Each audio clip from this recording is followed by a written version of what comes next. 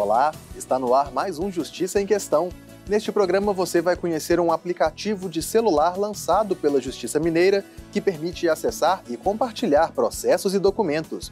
E você vai ver também: a alteração na Lei de Proteção aos Animais torna punições aos agressores mais severas. Eleições 2020 serão realizadas com cuidados especiais devido à pandemia de Covid-19. Retomada parcial das atividades presenciais no Judiciário Mineiro aumenta expressivamente a apresentação de sentenciados à Justiça na capital. Transferência de pontos de infração da carteira de motorista para o documento de terceiros. Fique com a gente, Justiça em Questão começa agora.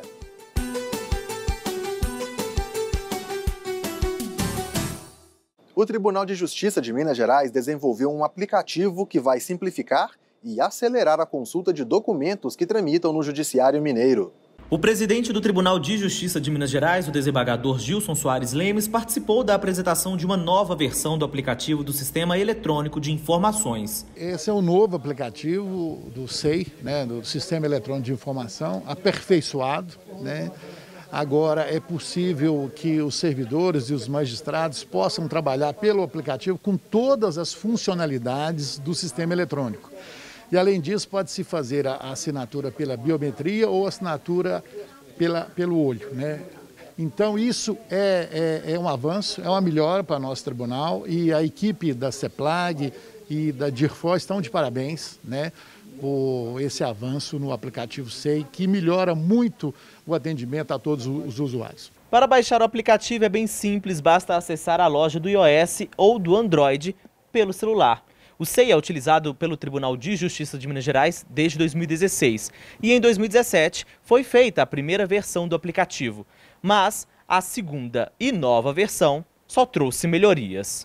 O aplicativo é a representação do SEI do computador no seu celular. É possível que você execute todas as tarefas que comumente você faz pelo SEI, desde redigir um documento, iniciar um processo, incluir em bloco, registrar a ciência. Ele realmente, facilita o trabalho para que esteja ali ao alcance das mãos. E lembrando que ele traz mais funcionalidades ainda, que é a assinatura pela biometria e o compartilhamento de conteúdo por WhatsApp e e-mail. A equipe do SEI e do TJMG desenvolveu um manual que ensina o passo a passo, desde como baixar o aplicativo até utilizá-lo. Para a juíza auxiliar da presidência, Rosimere das Graças do Couto, o SEI é só mais uma ferramenta dentre tantas outras que coloca o TJMG como um dos principais tribunais mais tecnológicos do país. E o SEI é uma ferramenta de gestão, Hoje o SEI é utilizado para todos os processos administrativos internos do tribunal. Então ele é utilizado por servidores, por terceirizados, por magistrados, por estagiários. Todos os processos administrativos eles estão dentro do SEI. Então nós temos que ter cada vez mais funcionalidade dentro dele. O significado daquelas expressões jurídicas complicadas você descobre aqui no quadro ABC do Judiciário.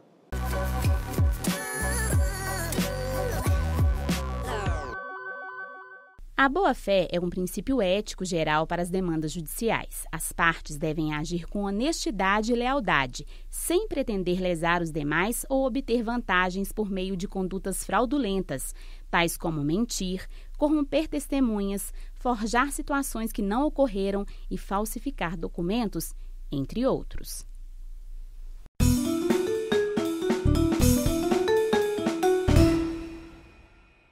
No quadro Seu Direito, as dúvidas enviadas por vocês são respondidas por magistrados e especialistas. Recebemos uma pergunta de Bernadette Torres. Ela conta que o pai do filho dela não paga a pensão alimentícia ao menino, mas possui bens, todos em nome de terceiros. O que ela deve fazer? Quem esclarece é o juiz Maurício da Cruz Rossato, diretor do Foro da Comarca de Pompéu. Olá, Bernadette. Sobre sua pergunta, é sempre aconselhável que as partes tentem chegar a um acordo em qualquer questão que venha ao Poder Judiciário.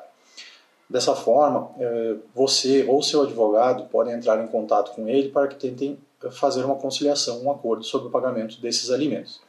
Caso isso não seja possível, o Código de Processo Civil prevê algumas ferramentas para que a parte seja compelida a pagar. É possível o protesto da sentença que determinou o pagamento dos alimentos e ainda a inscrição no rol dos inadimplentes, como SPC e Serasa. Em regra, os bens em nome de terceiros, como é o caso que você mencionou, eles não podem ser penhorados para o pagamento da dívida.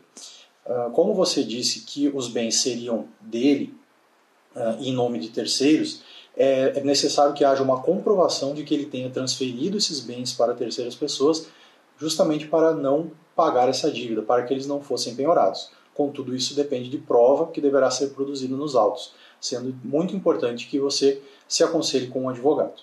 E no próximo bloco, confira a matéria sobre como serão realizadas as eleições de 2020, que neste ano traz algumas importantes mudanças. O Justiça em Questão volta já.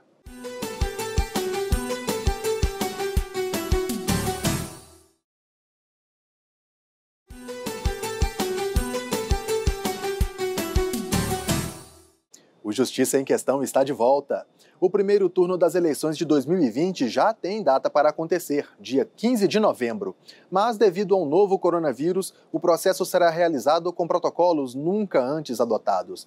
Para falar sobre isso, conversamos com o presidente do Tribunal Regional Eleitoral de Minas, o desembargador Alexandre Victor de Carvalho. Presidente, essa eleição vai demandar medidas complementares.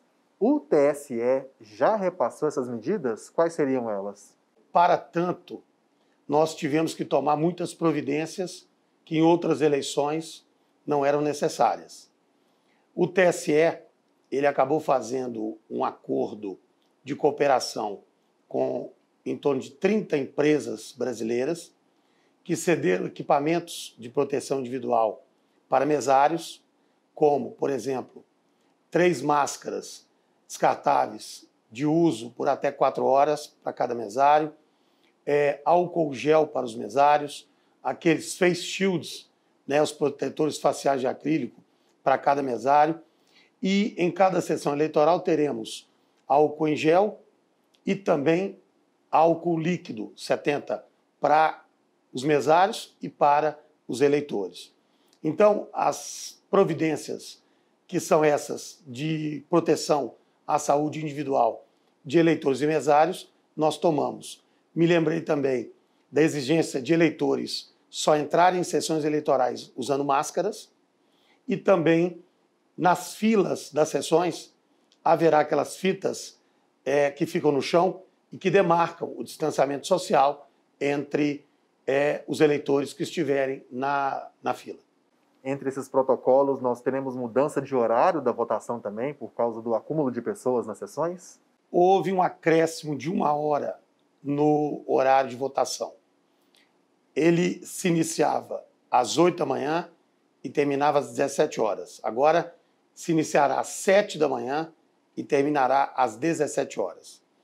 O TSE propôs facultativamente, está fazendo uma campanha, na verdade, absolutamente facultativa, que de 7 da manhã às 10, preferencialmente, aqueles que estão no grupo de risco votem.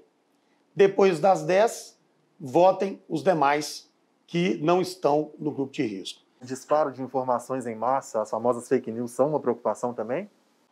Nós criamos, Eduardo, o chamado Gabinete Institucional de Segurança, que já existe desde as eleições de 2008. Em todas as eleições ele é implantado.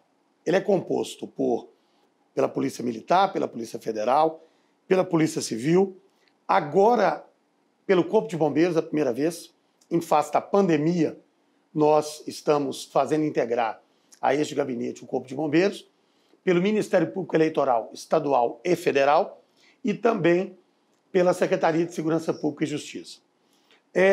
Neste Gabinete Institucional de Segurança, ineditamente, estará junto com ele o chamado Núcleo de Enfrentamento à Desinformação, que pela primeira vez nós estamos criando no âmbito do TRE de Minas para as eleições. Desinformação é o nome que nós damos às chamadas fake news, notícias falsas. Esse núcleo de enfrentamento à desinformação, ele é composto pela Polícia Federal, ele é composto pelo Ministério da Justiça, ele é composto por técnicos deste tribunal e ele é composto pela Secretaria de Segurança Pública e Justiça.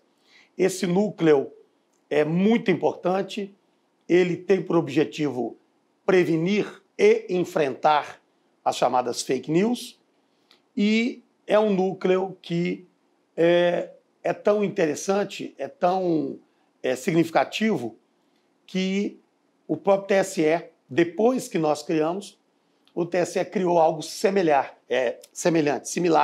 no âmbito dele, TSE. O senhor acredita aí que o medo da crise sanitária, da pandemia, pode impactar na adesão de mesários voluntários para esse exercício de cidadania? O que dá para dizer para essas pessoas nessa hora? Realmente, no início, nós tivemos alguma fuga daqueles que já eram mesários voluntários durante anos conosco aqui. Mas fizemos uma campanha, estamos fazendo uma campanha de conscientização de que as eleições serão eficientes, serão confiáveis, serão seguras e, principalmente, serão eleições que protegerão a saúde de eleitores e mesários. Então, essa campanha, que inclusive em nível nacional foi estrelada pelo médico Drauzio Varela, essa campanha tem trazido de volta muitos mesários e nós temos conquistado muitos outros que não eram mesários voluntários e que nos procuraram e já estão se inscrevendo na qualidade de mesários. Tenho dito, Eduardo, tenho repetido, reiterado, que o mesário, no dia das eleições, e o eleitor, no dia das eleições, dentro das sessões eleitorais, tanto o mesário quanto o eleitor, eles estarão muito, muito melhor protegidos em relação à sua saúde do que se colocassem uma máscara e se dirigissem a uma padaria para comprar pão, a um supermercado para fazer uma compra, a uma drogaria para comprar um medicamento. Uma crise sanitária provocada pela Covid-19 exigiu da sociedade diversas medidas de isolamento social e a interrupção de inúmeras atividades. Mas, aos poucos, algumas delas vão sendo retomadas, como, por exemplo, a apresentação de sentenciados à Justiça. A quantidade de pessoas indo ao fórum para realizar o reconhecimento facial disparou na capital mineira. Diariamente, cerca de 300 sentenciados vêm ao Fórum Lafayette para o processo de reconhecimento e cadastramento facial. Isso porque, durante a pandemia, entre os meses de abril e agosto, o atendimento foi interrompido. Essa obrigatoriedade, assim como novos cadastros, voltaram no último dia 21 de setembro. É o caso desta mulher. Ela, que por segurança prefere não se identificar, ressaltou o quanto o sistema facilitou sua rotina. Facilitou, porque a gente não tem que ter acesso dentro, lá em cima, na segunda andar, na VEP, né? Então facilitou muito, devido também ao horário. Aí facilitou bastante. É claro que a pandemia trouxe um cenário diferente por força de decisões e atos e regulamentações de autoridades sanitárias, sobretudo, com as restrições e reclusões ou impedimentos de convívio. Nós, por força de toda essa situação, suspendemos provisoriamente as apresentações periódicas em juízo. Retomamos agora recentemente, há pouco mais de 30 dias, dando prosseguimento ao procedimento, ao sistema que já era adotado. Depois de cadastrado, o sentenciado precisa vir até o Fórum Lafayette pela rua Paracatu para fazer o reconhecimento facial neste equipamento. E que é bem simples, ele precisa apenas informar o CPF, o RG, nessa telinha faz o reconhecimento facial e sai um comprovante. E desde a criação do sistema, em 2018, mais de 9.000 sentenciados foram cadastrados. Para se ter uma ideia, só no primeiro mês de retorno do funcionamento, cerca de 4.000 pessoas se apresentaram aqui no reconhecimento facial do Fórum e mais de 1.000 se cadastraram. Antes desse método de controle, de fiscalização dessa obrigação de comparecimento, os apenados compareciam em juízo procurando o balcão da secretaria. Então, nós tínhamos aqui um número muito grande de comparecimentos diários, com filas enormes, inclusive formadas. O nosso público é muito grande, temos um volume muito grande de pessoas em cumprimento de pena e processos a serem fiscalizados. Então, nesse cenário todo, a necessidade de manejamento de pessoal para atendimento desse público com um serviço de qualidade era uma grande demanda da Secretaria. Para mais informações é só ligar no telefone 3330-2203 ou final 2794, pelo e-mail vecbh@tjmg.jus.br. O atendimento no Fórum, a entrada pela rua Paracatu, é de segunda a sexta-feira, das 8 às 18 horas, por ordem de chegada. O caso do pitbull Sansão, que teve as pernas amputadas, provocou mudanças na legislação brasileira sobre agressão a animais. Confira no próximo bloco. Justiça em Questão volta já.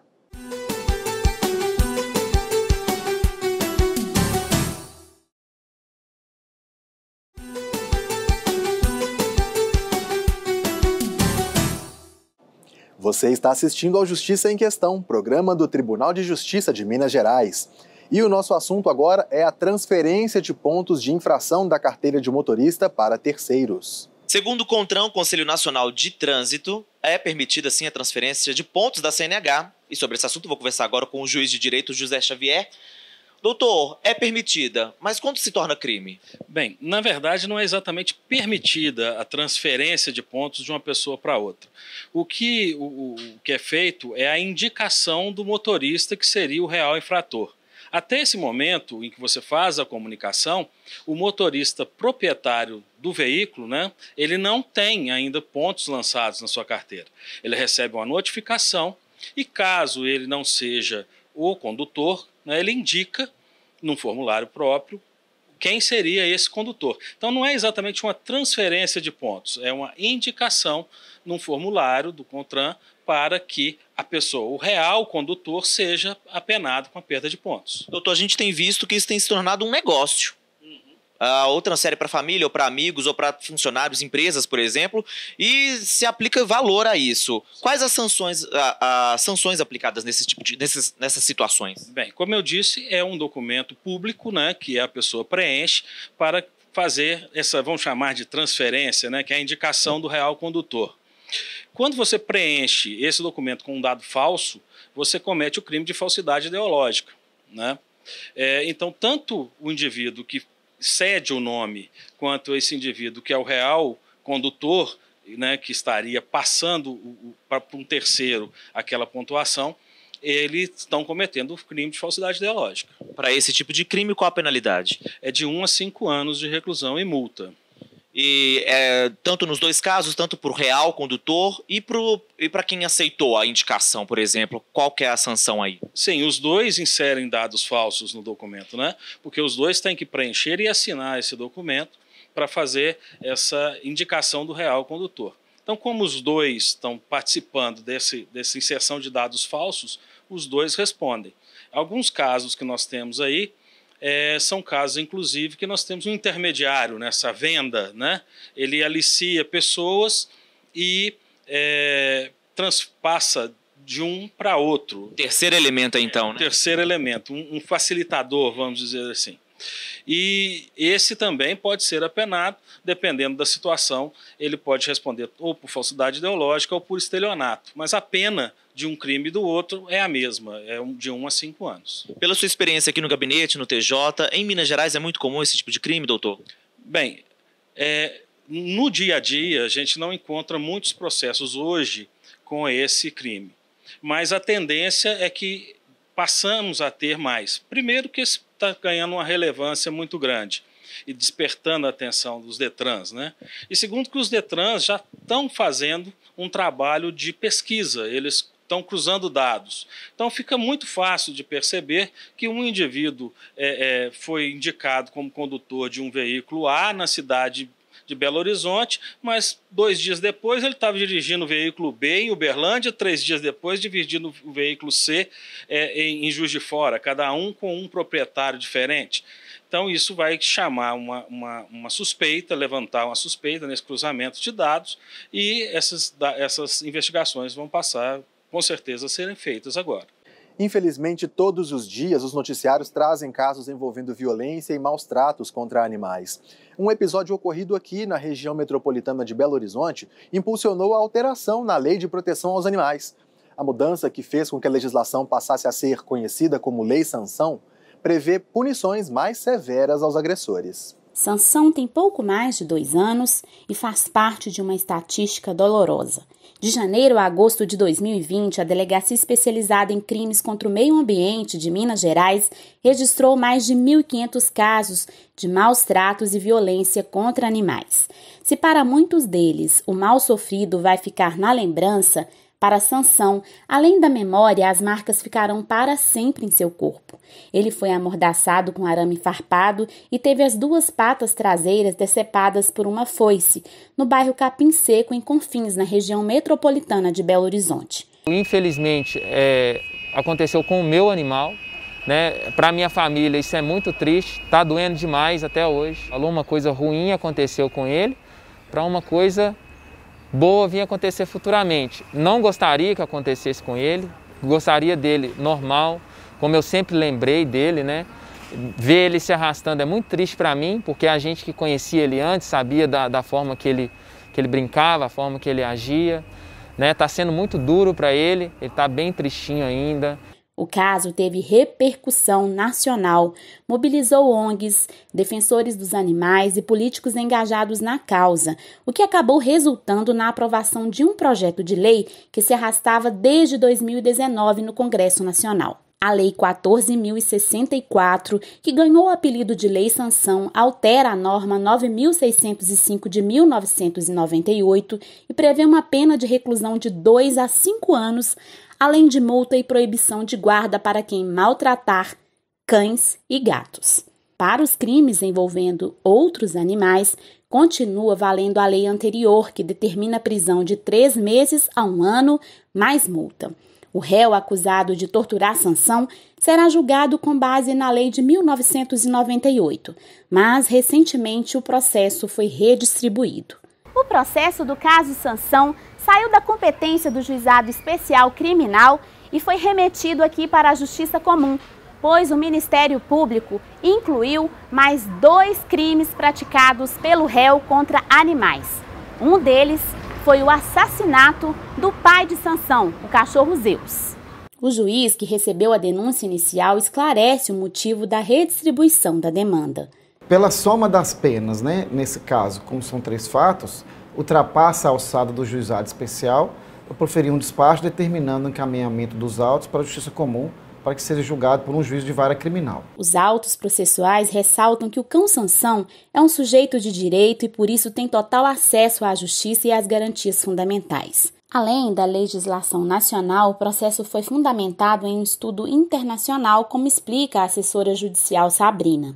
A Declaração de Cambridge confirmou em 2012 que foram 26 neurocientistas, incluindo Stephen Hawking, afirmaram que os animais são seres sencientes, ou seja, que sentem dor, que sentem medo, mas que também sentem amor. O direito começou a olhar o animal também não como coisa, mas como alguém que merece nada menos que toda a dignidade, que merece direitos fundamentais, que também tem interesse à sua própria vida, que os animais eles não podem ser vistos como instrumentos de alguém, porque eles têm um fim em si mesmos. Eles não foram criados para serem utilizados, eles têm um fim próprio. Eles também querem viver, eles querem sobreviver. Além da comoção nacional que provocou a alteração na lei, um outro fato inédito está relacionado ao caso Sansão. É que o Ministério Público de Minas Gerais entrou com pedido de ação civil pública, requerendo indenização por danos morais devido aos sofrimentos causados ao animal. A petição deixa claro que, além de atingir o cachorro, o fato também provocou consternação e dor na população.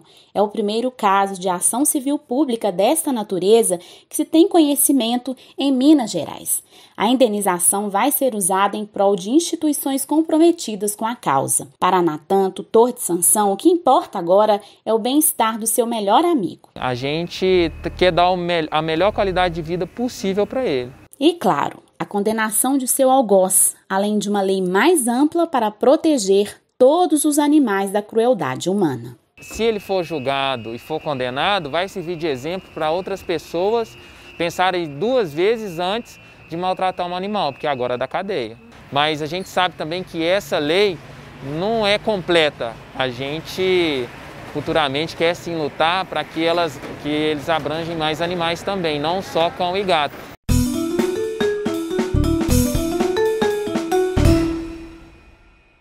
O Justiça em Questão recebeu uma pergunta de Davi Rocha. Ele quer saber se a empresa que deposita o FGTS, o Fundo de Garantia por Tempo de Serviço, também pode fazer saques dessa conta. A juíza Elisa Marco Antônio, magistrada coordenadora do Centro Judiciário de Solução de Conflitos e Cidadania da Comarca de Patrocínio, traz a resposta. Em relação a essa pergunta do telespectador, A empresa empregadora ou o empregador não pode movimentar a conta do fundo de garantia, porque quem operacionaliza isso é a Caixa Econômica Federal. O processo o empregador ou a empregadora faz o recolhimento de 8% sobre a remuneração, o salário do empregado, através de uma guia. E esse dinheiro vai para o fundo do FGTS e eles não podem movimentar essa conta. Em caráter excepcional, o empregado pode fazer o levantamento, como situações emergenciais, para aquisição da casa própria, ou ao final do contrato, quando não há dispensa sem justa causa, ele faz esse levantamento, ou no caso de aposentadoria. Esta edição do Justiça em Questão fica por aqui, mas o nosso conteúdo está disponível na internet. Acesse o portal do Tribunal de Justiça e clique na área Comunicação e depois em Justiça em Questão.